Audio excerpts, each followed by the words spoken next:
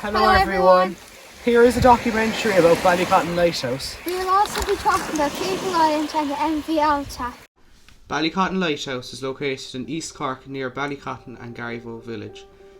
Ballycotton Lighthouse was built between 1846 and 1851, but the lighthouse was first lit in 1851. The lighthouse was manned by keepers up until 1992 as the new lighthouse got a new automated system.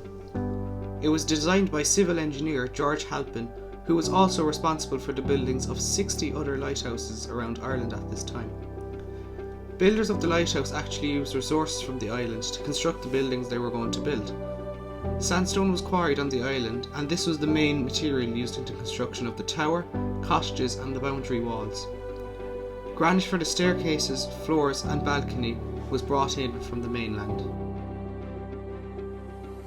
Before Ballycotton Lighthouse was built, a lighthouse was being built on Cable Island. But on the 16th of January 1847, the Sirius, which was travelling from Glasgow to Cork, carrying 90 people, struck rocks in Cable Island. 20 people drowned and 70 people were rescued, with a few gaining serious injuries. As a result of this, Cable Island was never finished and caused a rethink in regards to building works, so it was decided that a lighthouse on Ballycotton Island would be built instead. For almost 50 years, the lightkeepers and their families lived permanently on the island. During that time, the children would be rowed across to Ballycotton village to go to school. In 1899, the families were moved off the island to houses in the centre of Ballycotton village that the lighthouse authorities rented for them. From then until the 1970s, the keepers and their families became an integral part of the village life.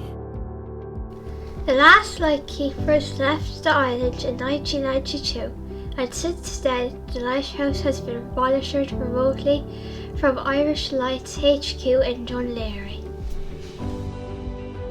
The lighthouse was always powered on oil, but in 2015 this was replaced by solar panels. The lighthouse is now automated, but the light still flashes to warn danger and protect lives at sea. For more information about the history and also to book a guided tour of the lighthouse can be found at ballycottonseaadventures.com, which is on your screen now. We did an interview with local Dylan O'Driscoll about the lighthouse. So to start first, do you like learning about the history of the lighthouse and why is it so interesting? Yeah, like the lighthouses of Ireland have so much history. You know, if they could only talk to you, they'd have so many stories to tell. They're also amazing feats of engineering, especially for when they were built and how they still stand today with some minor changes. They've withstood the test of time and the most exposed environments of our island, without a doubt. Ballycotton Lighthouse is no exception to this, as it is over 170 years old. Why was Ballycotton Lighthouse so significant? Yeah, so mentioning again, the lighthouse is black, one of only two in Ireland. For many mariners, it is the first sighting of land for ships that are headed for Cork Harbour. It marks just some of many rocky outcrops and dangerous shoals Ireland's coastline has, but really this is what makes it so significant. Do you know much history about the Ballycotton Lighthouse, and could you tell me more about it?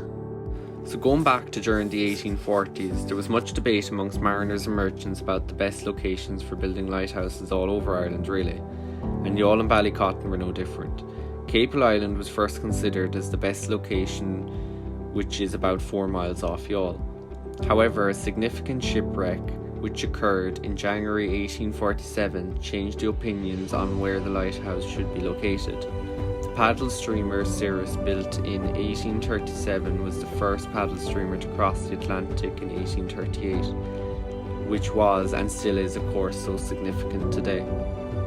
However, tragedy struck on the 16th of January 1847 when she struck the Smith's Rocks just off Ballycotton in dense fog, with the loss of 20 lives. This was a massive turning point, and it then became very evident that a lighthouse was needed to be built on Ballycotton Island to alert sailors to the dangers of the Smith's Rocks. Thanks to Dylan O'Driscoll for taking the time out to do this interview with us.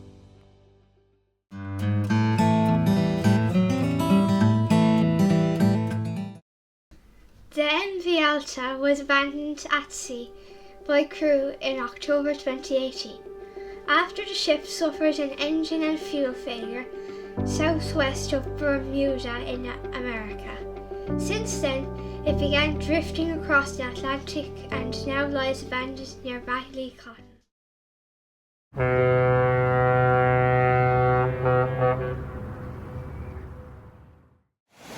Thanks so much for watching.